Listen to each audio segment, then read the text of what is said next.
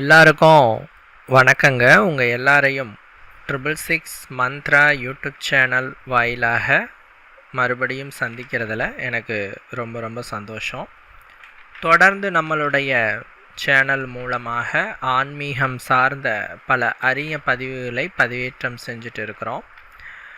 நிறைய நண்பர்கள் நம்மளுடைய சேனல் மூலமாக பயனடைஞ்சிட்ருக்கீங்க, ஆன்மீக தெளிவு பெற்றுட்ருக்கீங்க. ரொம்ப சந்தோஷம். அந்த வகையில் இன்றைக்கி பார்க்கக்கூடிய தகவல் என்னென்னா, இந்த மே மாதம் 4ஆம் தேதி 2026ஆம் ஆண்டு பிக்ஷைக்காரரையும் கோடீஸ்வரராக மாற்றும் ஒரு வேர் ரகசியத்தை பற்றி நான் சொல்ல போகிறேன். இந்த திசையில் இந்த வேரை நீங்கள் மறக்காமல் கட்டி தொங்க விட்டுட்டீங்க அப்படின்னு சொன்னால் வீட்டில் பணப்புழக்கத்தை பற்றி நீங்கள் கவலைப்படவே தேவையில்லை. பணம் வந்துட்டே இருக்கும். அக்னி நட்சத்திர கால வேளையில் இதை செய்யுங்க, சரிங்களா? அதுக்கு முன்னாடி அக்னி நட்சத்திரம் எப்போ தொடங்குதுன்னு தெரிஞ்சுக்கோங்க. 2026ஆம் ஆண்டுக்கான அக்னி நட்சத்திர காலம் மே மாதம் 4ஆம் தேதி தொடங்கி மே மாதம் 28ஆம் தேதி வரை இருக்குது. டோட்டலாக 25 நாட்கள் அக்னி நட்சத்திர காலம் அப்படின்னு சொல்கிறோம். இந்த அக்னி நட்சத்திர காலத்தில் நாம் நம்மளுடைய வீட்டில் இருக்கிற சில பகுதிகளை கரெக்டாக பராமரித்தோம், கரெக்டாக சில பகுதிகளில் சில விஷயங்கள் செய்கிறோம் அப்படின்னு சொன்னால் கண்டிப்பாலும் அதனோட பலன் உங்களுக்கு கிடைக்கும். இதில் எந்த விதமான ஐயமுமே கிடையாது. உதாரணத்துக்கு சொல்லணும்னா, முடிந்த அளவுக்கு இந்த அக்னி நட்சத்திர காலகட்டத்தில் வீட்டில் கோதுமை தானியத்தை வாங்கி வைக்கிறது சிறப்பு. இந்த கோதுமை அப்படிங்கிறது சூரியனுடைய தானியம். நவகிரகங்களில் ஒவ்வொரு கிரகத்துக்கும் ஒவ்வொரு தானியங்கள் இருக்குது. அதன்படி நவகிரகங்களின் அரசன் என்று சொல்லக்கூடிய சூரியனினுடைய தானியம் என்பது இந்த கோதுமை. இந்த கோதுமை தானியத்தை நீங்கள் வீட்டில் வாங்கி வைக்கிறதுங்கிறதும் அதை அப்பப்போ எடுத்து அரைச்சி நீங்கள் சமையலுக்கு பயன்படுத்திக்கலாம். இப்போ ஒரு 5 கிலோ கோதுமை தானியமாக வாங்கி வச்சுக்கோங்க. 2 கிலோவாக அரைச்சி நீங்கள் ரொட்டி செய்கிறதுக்கு பயன்படுத்திக்கலாம். ஏன்னா மாவாக வாங்கி வச்சு தான் நம்ம யூஸ் பண்ணுவோம் வீட்டில். பட் இந்த அக்னி நட்சத்திர காலத்தில் சூரியனினுடைய தானியமான கோதுமை வீடுகளிலே அதிகமாக இருக்கிறச்சே அந்த வீட்டுக்கு ரொம்ப நல்லது. அந்த வீட்டில் இருக்கிற பொருளாதார நிலை உயரும். சூரிய பகவானினுடைய அருளாசி உங்களுக்கு பரிபூர்ணமாக கிடைக்கும் அப்படின்னு சொல்கிறது ஒன்று. ரெண்டாவது விஷயம் என்ன அப்படின்னு சொன்னீங்கன்னா, இந்த அக்னி நட்சத்திர காலத்தில் நாம் முழுமையான இறை வழிபாட்டில் இருக்கணும். சிவனே என்று இருக்க வேண்டும். ஒருத்தர்கிட்ட கேட்டோம்னா, சார் எனக்கு கொஞ்சம் திசா புத்தி காலங்கள் கொஞ்சம் முன்ன பண்ண இருக்குது, கெட்ட காலமாக இருக்குது, நான் என்ன சார் பண்ணலாம் அதிலேருந்து தப்பிக்கன்னு கேட்டால் நான் சொல்கிறது என்னென்னா, சிவனேன்னு இருங்க அப்படிமே. அவர் சொல்லுவார், சிவனேன்னா சும்மா இருக்கிறதாம்பார். அப்படி கிடையாது.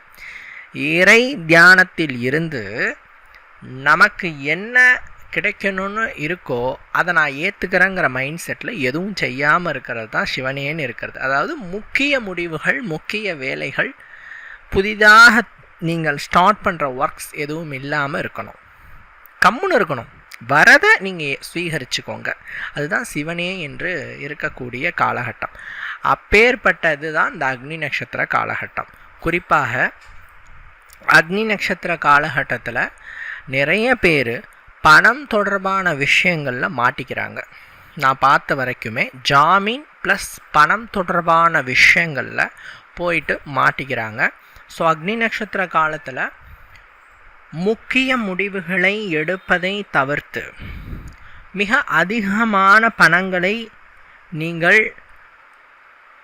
பரிமாற்றம் செய்வதை தவிர்ப்பது நல்லது. சார் என்னோட மாமா சார், சார் என்னோட மச்சான் சார், சார் என்னோட க்ளோஸ் ஃப்ரெண்டு சார், நம்பி கொடுக்கலாம் சார், ஒரு 5 லட்ச ரூபாய் கேட்குறான் சார்.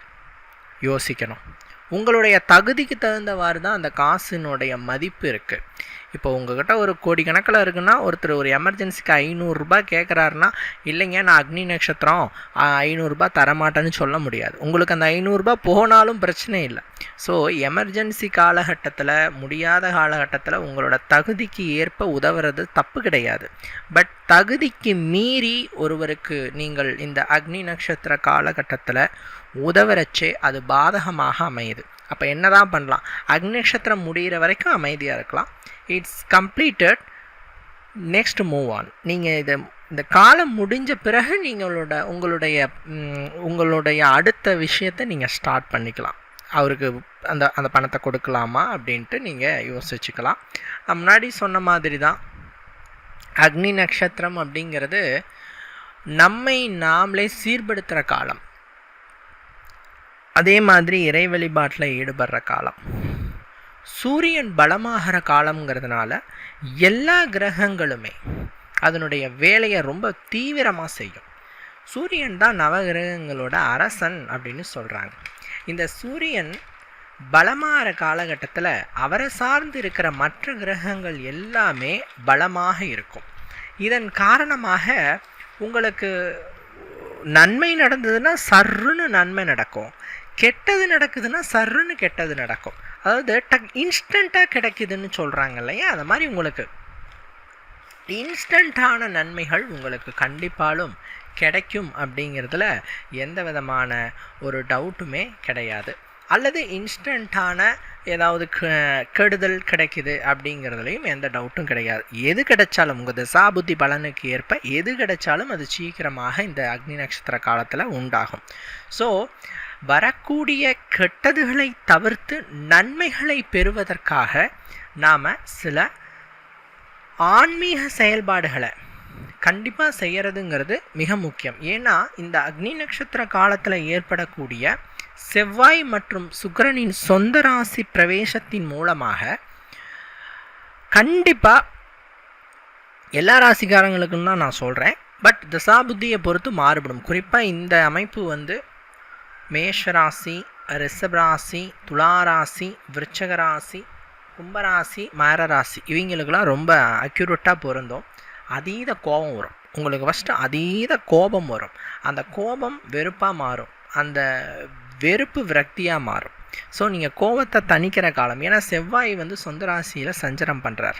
ரெண்டாவது சுக்கிரன் சொந்த ராசியில் சஞ்சாரம் பண்ணுறதுனால ஒன்று பணத்தை அதிகமாக கொடுத்து வில்லங்கத்தை கொடுப்பாங்க, அல்லது பணத்தை அதிகமாக கொடுக்காம இருக்கிற பணத்தை செலவு பண்ண வைப்பாங்க. இந்த ரெண்டில் ஏதோ ஒன்று ஆகும். அதனால் இந்த ராசிகள் கொஞ்சம் எச்சரிக்கையாக இருக்கிறது நல்லது. சூரியனுடைய ராசியான சிம்மமும் கொஞ்சம் எச்சரிக்கையாக இருக்கிறது நல்லதாக சொல்லப்படுது. இந்த பிரச்சனையிலிருந்து தப்பிக்கணும் அப்படின்னு சொன்னால் முருக வழிபாடு மட்டுமே ஒரு சிறந்த ஒரு தீர்வாக இருக்கும். அருகில் இருக்கிற முருகன் கோயிலுக்கு போயிட்டு முருகனுக்கு தீபம் ஏற்றி, நெய் தீபம் 6 அகல் விளக்குகளில் நெய் தீபம் ஏற்றி பஞ்சு திரி இட்டு தீபம் ஏற்றி பிரார்த்திச்சா இந்த தோஷம் நீங்கும். இன்னும் சொல்லணும்னா இந்த அக்னி நட்சத்திர காலகட்டத்தில் அனைவருமே முருக வழிபாடு செய்கிறச்சு முருகனுடைய பரிபூரண அருள் உங்களுக்கு கண்டிப்பாலும் கிடைக்கும் அப்படிங்கிறதுல டவுட்டு வேண்டாம். அதாவதுங்க இந்த அக்னி நட்சத்திர காலத்தில் பார்த்தீங்கன்னா வடக்கு திசை அதிகமாக ஆக்டிவேட் ஆகும், ப்ளஸ் கிழக்கு திசை ஆக்டிவேட் ஆகும். ஏன்னா கிழக்குங்கிறது சூரியனுடைய திசை. அதே மாதிரி வடக்கு அப்படிங்கிற திசை பார்த்தீங்கன்னா சூரியனுடைய நேரடி ஆளுகைக்கு உட்பட்ட திசை வடக்கு திசை. அதனால தான் வீடு கட்டும்போது சூரிய வெளிச்சம் வர திசை பார்த்து வீடு கட்டுங்கன்னு சொல்லுவோம். கிழக்கு மற்றும் வடக்கு ஆகிய திசைகள் ஏற்புடைய திசைகளாக சொல்கிறோம். கிழக்கில் சூரியன் உதிக்குது, அவருடைய கதிர்கள் அதிகமாக உள்நுழையும் திசையாக வடக்கு திசை இருக்குது. அதனால் சூரியனுடைய ஆட்சி ஆளுகை உட்பட்ட திசைகளாக கிழக்கு மற்றும் வடக்கு திசை இருக்குது. அதே மாதிரி நான் முன்னாடி சொன்ன மாதிரி வடக்குங்கிறது குபேர திசை, குபேரனுக்கு உரிய திசை அப்படின்னு சொல்கிறேன். இந்த வடக்கு திசையில் நாம் ஒரு வெள்ளெருக்கன் கட்டையை மாட்டி தொங்க விடுறது அல்லது வெள்ளெருக்கன் செடியோட வேரை மாட்டி தொங்க விடுறது நல்லது.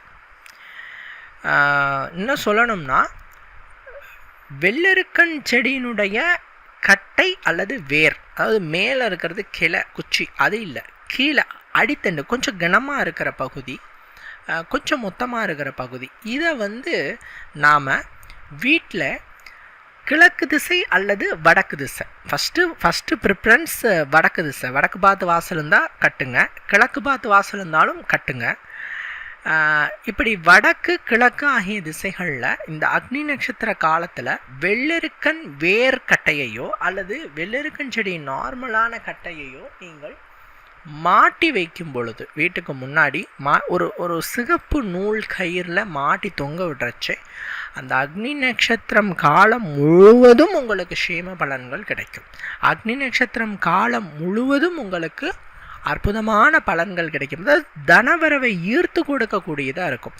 சார் நாங்கள் எங்கே சார் போகிறது அக்னி நட்சத்திர வேலையில் இந்த வெள்ளெருக்கன் கட்டைக்கும் வேருக்கும்? ஏன்னா மேக்ஸிமம் கிராமங்களில் தான் இந்த வெள்ளெருக்கன் செடி நம்ம பார்க்க முடியுது.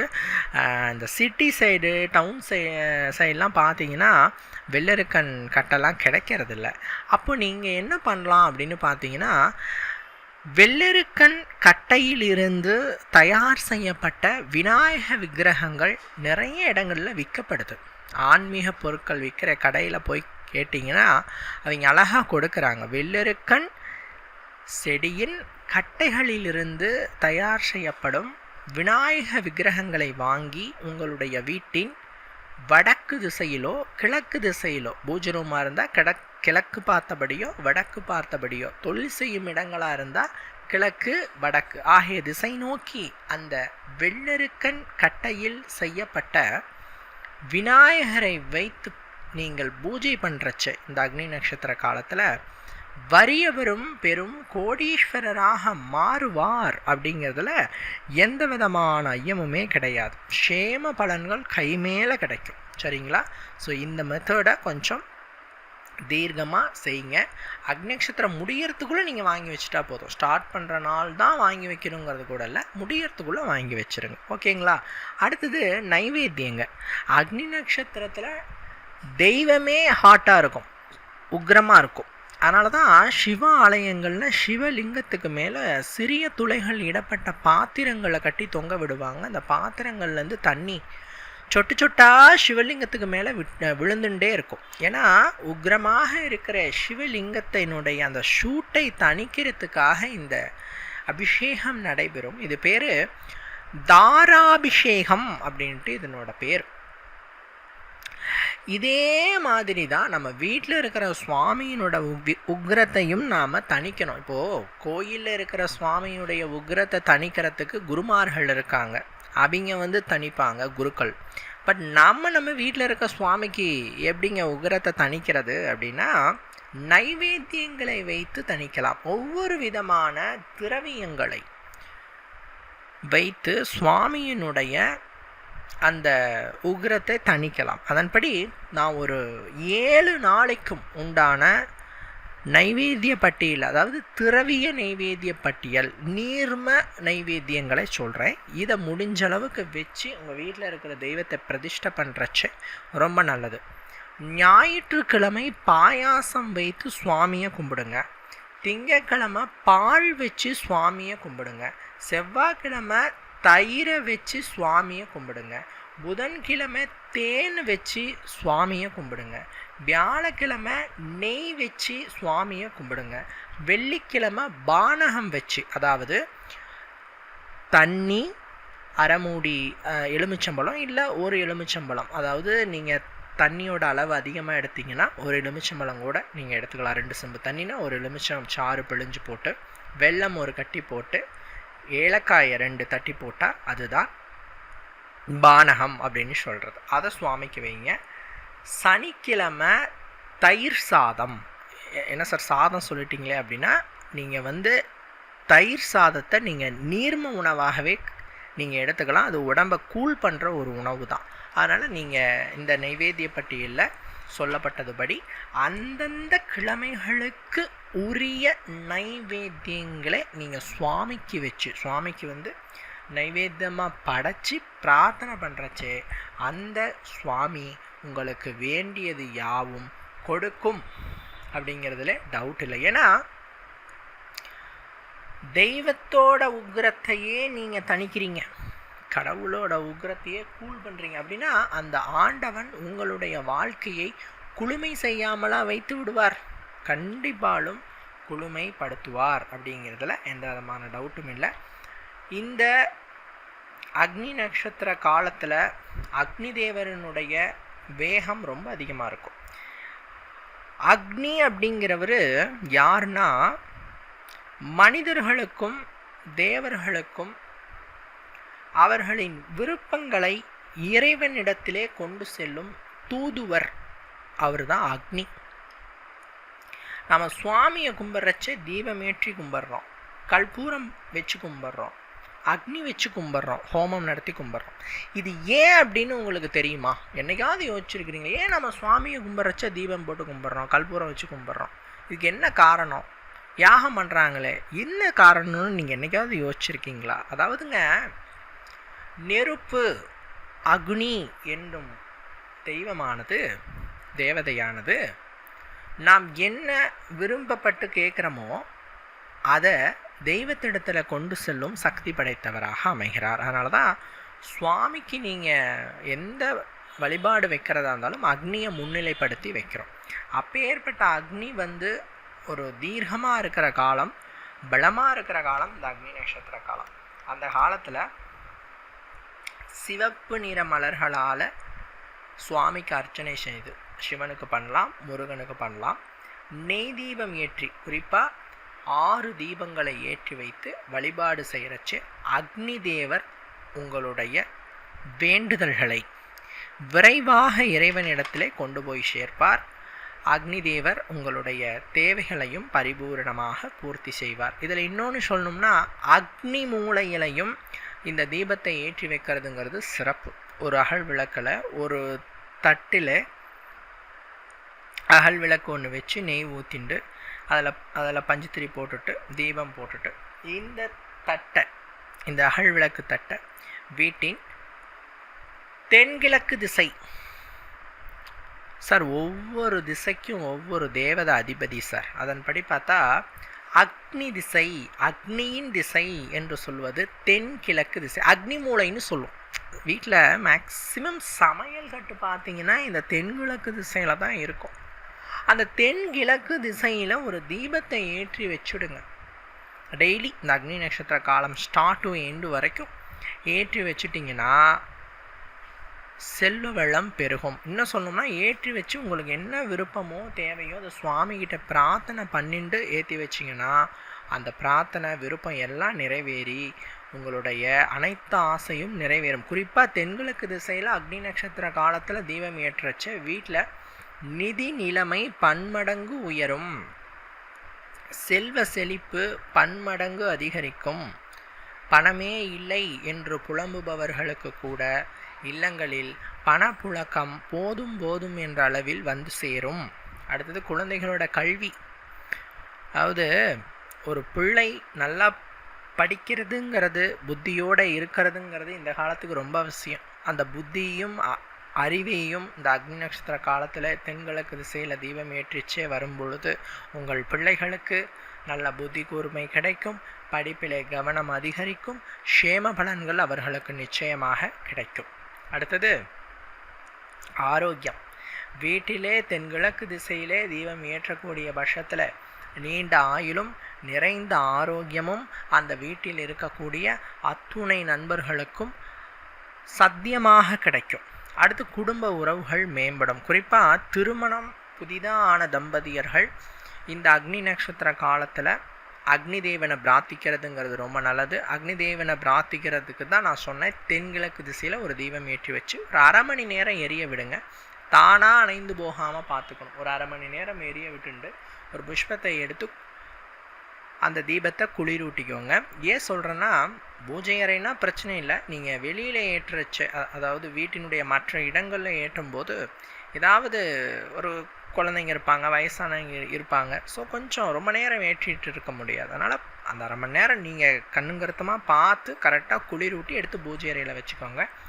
இப்படி பண்ணுறச்ச புதிதாக திருமணமான தம்பதியர்களுக்கு இடையே அந்யூன்யம் அதிகரிப்பதை பார்க்க முடியும். மகிழ்ச்சி அதிகரிப்பதை கண்டிப்பாக பார்க்க முடியும். மெயினாக வாஸ்து தோஷம் பரிபூரணமாக நிவர்த்தியாகும்.